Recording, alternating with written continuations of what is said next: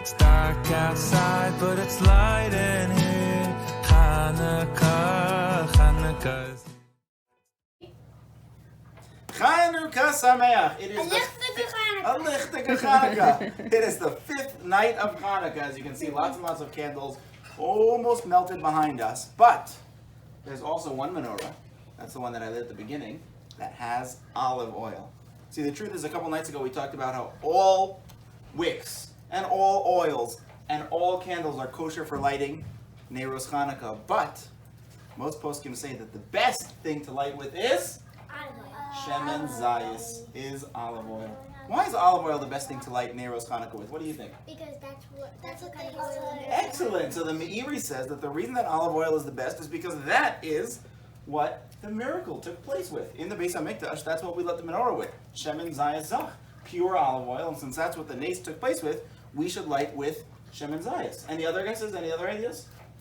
The Gemara itself actually in Tosfos say that the reason it's best to use olive oil is because that lights the nicest flame. The cleanest, purest flame comes from olive oil. So that's another beautiful way to do the mitzvah. But I want to suggest another reason. Both of those are right. But I have another suggestion as well of what is special about olive oil. Because in Tehillim, David HaMelech says, he gives like a bracha or a tefillah, that a person should have, Banecha kishesile zesim, that your children should be like the shoots or the branches of an olive tree. What does it mean that your children, are you like the branch of an olive tree? Anyone here? What does it mean that your children should be like the branch of an olive tree? Do you know what Rashi says?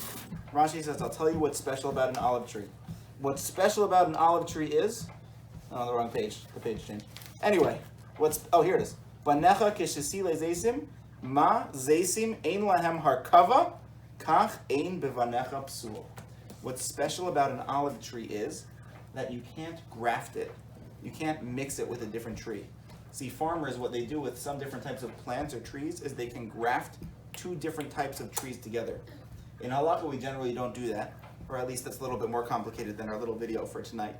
But let's say a non-Jewish farmer, they can combine different types of fruits or vegetables or trees to make a new breed.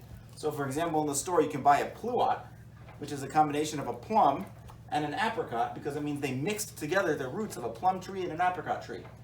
But apparently Rashi says that for an olive tree, it can't really mix well with other trees. Even if you tried, it wouldn't really catch, it wouldn't really take. An olive tree is an olive tree, and that's what it is. And I thought maybe that's the message of Shemen Zayis.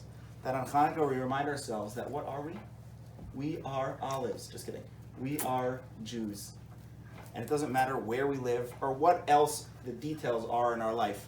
There have been Jews who have lived in Israel, of course. There are Jews who live in America. There are Jews who live in Europe. There are Jews who live in South America. There are Jews who have lived in Russia and Australia and South Africa.